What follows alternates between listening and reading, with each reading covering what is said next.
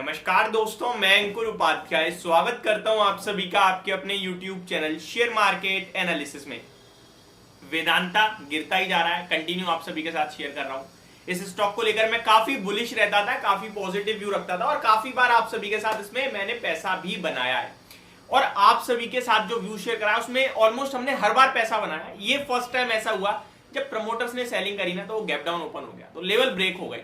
अब यहाँ पे जिस दिन लेवल ब्रेक हुआ उस दिन से लेकर अभी तक 258 से 240 रुपए 18 रुपए होता है भैया। 260 के हिसाब से 240 ऑलमोस्ट 8-7-8% हो गया। ये पैसा मैंने आपका बचाया।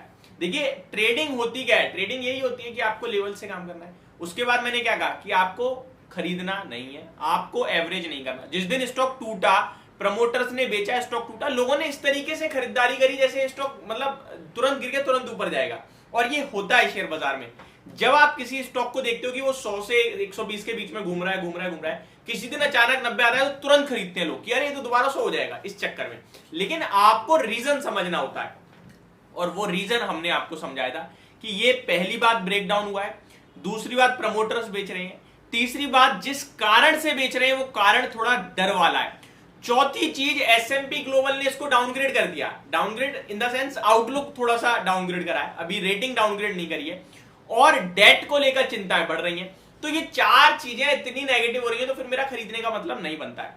इसी के साथ साथ मैंने ये भी बोला है जो लॉन्ग टर्म के लिए इसमें निवेश करके बैठे हैं वो स्टॉक के प्राइस में निवेश नहीं करते, मुझे अच्छे से पता है। हालांकि प्राइस घट रहा है तो डर जरूर लग रहा होगा, वो करते हैं डिविडेंड के लिए। आप अपने आप से पूछो और सच सच बताना कि जब आपने इस स्टॉक में निवेश करा था लॉन्ग टर्म सोच के, ट्रेडिंग के लिए किया था तो भैया आपको एसएल पे काटना चाहिए था, नहीं काटा तो आपकी गलती है, ठीक है। मैं बात कर रहा हूं इन्वेस्टर की।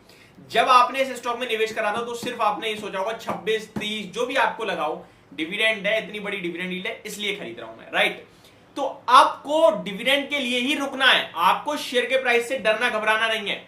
और जो लोग फ्रेश एंट्री और एवरेजिंग की सोच रहे हैं उनको मैंने कंटिन्यू मना करता रहा।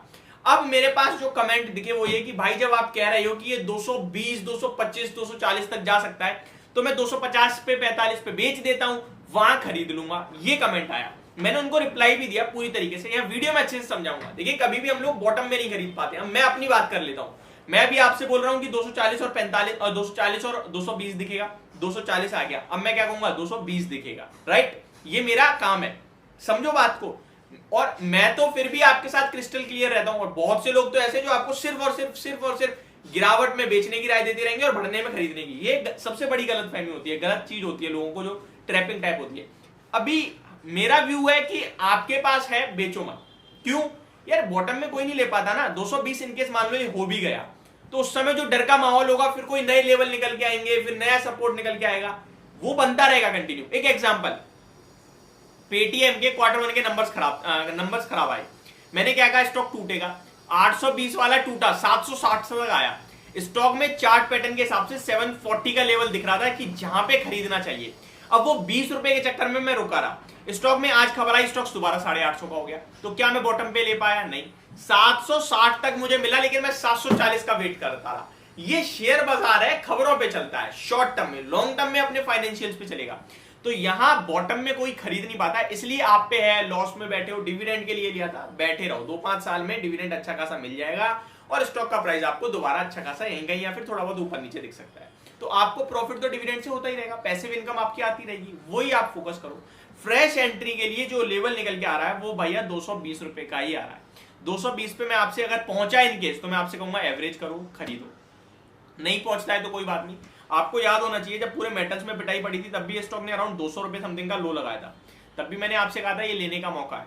मेरे 250 रुपए तक के टारगेट है, 320 रुपए तक गया स्टॉक। और अगर अभी आप एक टेक्निकल चार्ट पैटर्न देखोगे ना 2 साल का, तो आपको टॉप बनता हुआ दिखेगा, राउंडिंग टॉप इस तरीके से घूम रहा है, जिसका बॉटम अराउंड पिछला लो 213-14 रुपए का ही है। तो ये स्टॉक तो भैया जा सकता है नीचे। तो मैं तो अभी आपसे क्लियर कट बोल रहा हूँ, अभी भी एवरेज नहीं करना है, अभी भी नहीं लेना है। लेकिन ऑलरेडी है, लॉस में हो, लोगों की खरीद है 285-90 की। अब इतना बड़ा लॉस आपके पास ऑलरेडी है, 20-25 रुपए के लॉस के लिए आप बेच के वहां खरीद के नहीं होगा। ये सब बैठे रहो यार शांति से, वही बेटर ऑप्शन है आपके लिए। बट अभी भी मैं ये कहूंगा कि आप ये मत सोचना कि स्टॉक बहुत टूट गया, खरीदना चाहिए मुझे। अभी वेट करो, खरीदने का सही समय अभी नहीं आया। शायद आएगा और शायद यहीं से घूम जाए पेटीएम की तरह, वो मुझे नहीं पता। लेकिन जो सही समय है वो 220 के करीब ही आएगा। ये मेरी तरफ से आपके लिए पूरी अपडेटेड वीडियो। होप आप लोगों को सब कुछ क्लियर हो गया होगा। Thank you so much for watching this video. Have a great day guys.